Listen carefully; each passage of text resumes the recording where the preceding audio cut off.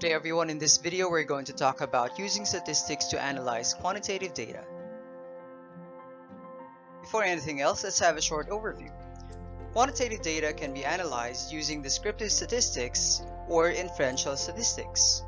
Descriptive statistics uses procedures like frequency count, percentage, graphs and charts, measures of central tendency, and measures of variability. While inferential statistics involves hypothesis testing using statistical tests of significance. Before anything else, we're going to talk about preparing quantitative data for analysis. After gathering the needed data, it is imperative that these data are prepared for analysis. One way to prepare data for analysis is through coding. An example would be this coding scheme for demographic variables. Some of the variables would be gender, grade level, and age. For gender, we have 1 for male, 2 for female.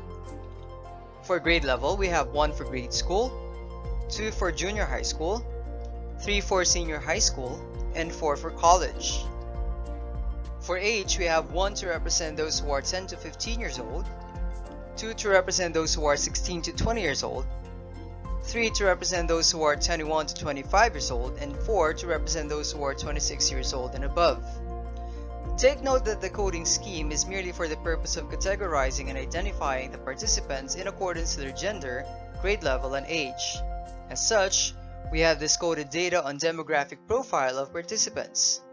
If we're going to analyze, we could interpret that participant A is a male participant or a male respondent who is in grade school, whose age is between 10 to 15 years old, while participant C is a female respondent who is in junior high school, whose age is between 16 to 20 years old.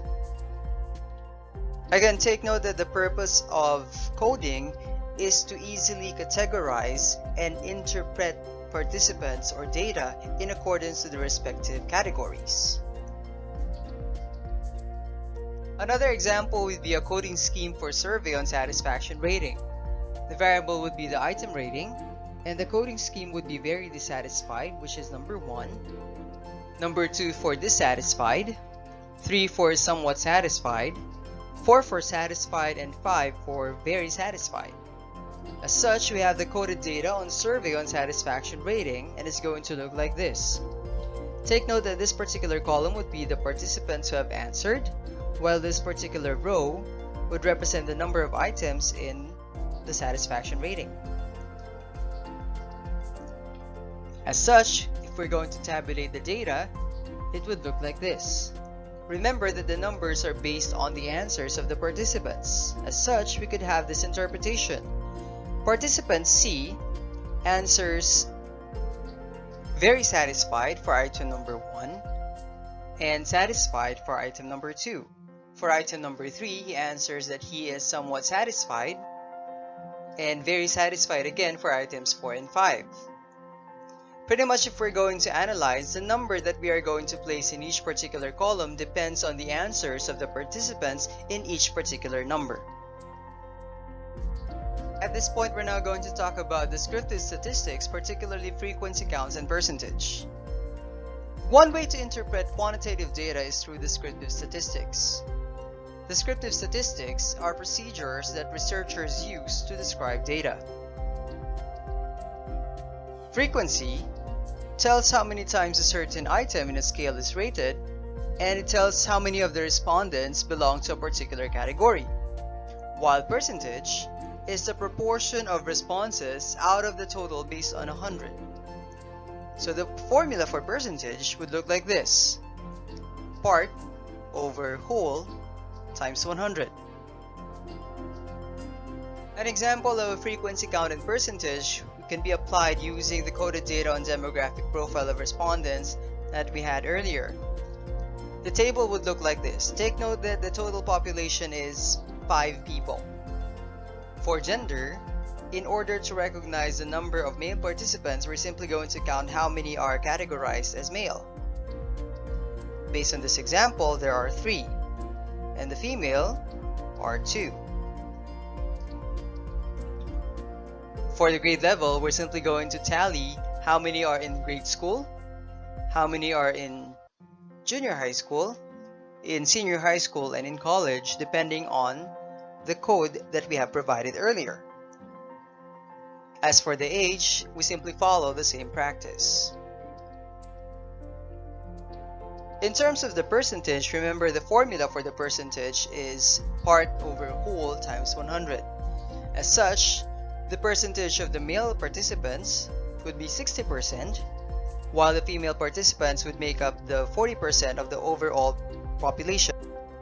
In terms of the grade level, the grade school would be comprised of 20%, the junior high school would be 40%, while both senior high school and college would have 20% each.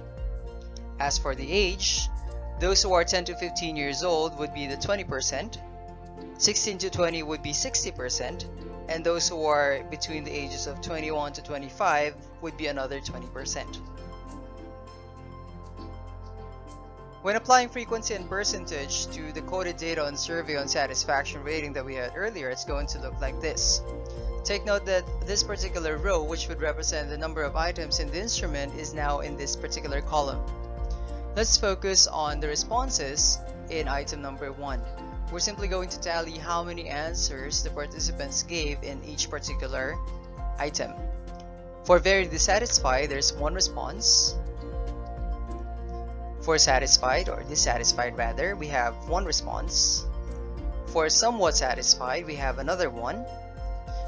And same thing for satisfied and very satisfied, for a total of 5 responses. If we're going to compute for the percentage, each of these responses would represent 20%.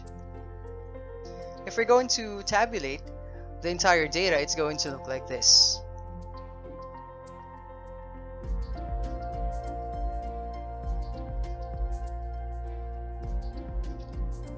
If we're going to analyze item number 3, we could have this particular example. 1 answer for very dissatisfied, 0 answers for dissatisfied, and for somewhat satisfied, we could see that there are 3 responses. 0 responses for satisfied, and 1 answer or 1 response for very satisfied. Now you might be wondering, what is the purpose of determining the frequency counts and percentages of quantitative data? Well, for nominal data, the percentage of the gathered quantitative data will be used for interpretation using graphs. For ordinal or interval data, the frequency or value of responses will be the basis for applying measures of central tendency. Now, speaking of which, we now focus on measures of central tendency. A measure of central tendency describes how data sets are grouped together around a central value. It helps give a picture of what is typical in the sample or what is the most apparent and representative characteristics of the sample. First, for measures of central tendency, we have the mean, also known as the average. The mean is the most common form of reporting central tendency. It is done by taking the sum of all the answers divided by the total number of those who answered.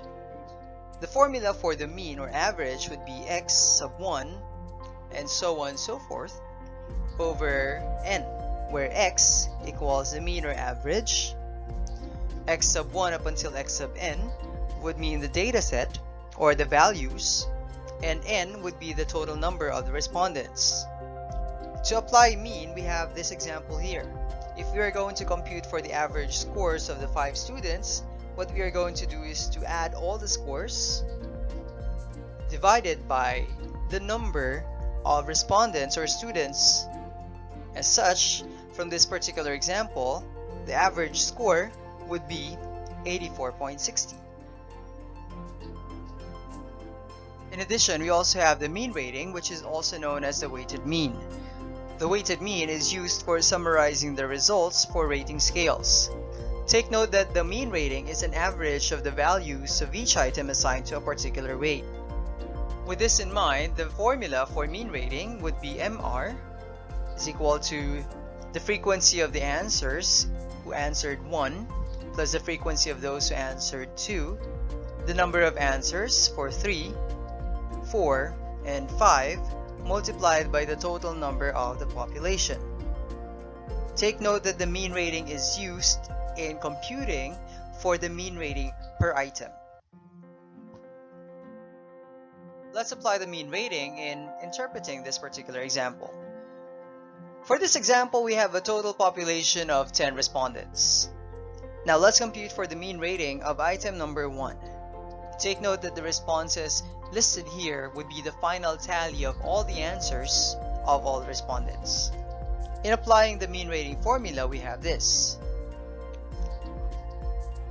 We have 3 responses for very dissatisfied, 1 response for dissatisfied, 3 responses for somewhat satisfied, 2 responses for satisfied, and 1 response for very satisfied, over a total of 10. Based on this particular equation, we have the answer of 27 over 10. As such, we have the answer of 2.70. Therefore, the mean rating for item number 1 is 2.70. Now let's compute for the mean rating for item number 2.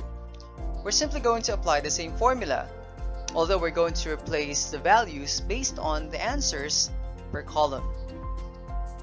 For this example, we have 2 responses for very dissatisfied, 2 responses for dissatisfied, 4 responses for somewhat satisfied, 2 responses for satisfied, and 0 response for very satisfied, over a total number of population which is 10. From this particular equation, we have 26 over 10. Thus, we have 2.60. Therefore, we could say that the mean rating for item number 2 is 2.60. If we're going to analyze, at this point we're going to compute for item number 3. We're simply going to follow the same formula. Again, we'll just have to replace all the values depending on the number of answers per column. From this particular example, we could have 35 over 10. As such, we have 3.50. Therefore, the mean rating for item number 3 is 3.50. For item number 4, we have 31 over 10. As such, we have the answer of 3.10. Therefore, the mean rating for item number 4 is 3.10. And lastly, for item number 5, we're going to compute for the mean rating. Based on this example, we have 30 over 10. As such, we have 3.0 for the mean rating of item number 5. Now you might be wondering, since we already have the mean rating for item numbers 1 to 5, what's the purpose of the interpretation, or where can we get the interpretation? Take note that when interpreting mean ratings, we could use this particular interval scale. 1.0 to 1.80 would mean very dissatisfied. 1.81 to 2.60 would mean dissatisfied. 2.61 to 3.40 would mean somewhat satisfied. 3.41 to 4.20 would mean satisfied. And 4.21 to 5.0 would mean very satisfied. Take note that the interpretation meaning would be dependent on the kind of instrument that we are using. For this particular example, since we are after the satisfaction rating, we use this particular terms. With this in mind, we're now going to interpret the mean ratings for each particular item. For item number 1 with the mean rating of 2.60, the interpretation is dissatisfied. For item number 2 with a mean rating of 2.70, we could say that it is somewhat satisfied. For item number 3, which has a mean rating of 3.50, we could say that the interpretation is satisfied. For item number 4 with a mean rating of 3.10, we have somewhat satisfied. And for item number 5, which has a mean rating of 3.0, we also have somewhat satisfied. At this point, we're now going to talk about the mode. The mode is the most reported case or incident. It is used in tallying answers to questions with multiple options. Pretty much the mode is what we use to interpret data based on items that has the most number of responses from the participants. For example, we have a survey in identifying the most favorite movie genre. If we have tallied all the answers of the participants, we are now going to present this particular data using a bar graph. As such, we have this example. From this particular example, we could identify that action is the most favorite movie genre of most of the participants, followed by suspense, comedy, romance, and so on. Pretty much the mode is what we use to determine which is the most preferred or which particular option has the most number of responses based on the answers of the participants. And lastly, we have the median. The median is the midpoint of a distribution. It is useful if extreme scores are prevalent in the dataset. In identifying the median, we have to list all the scores or values present first.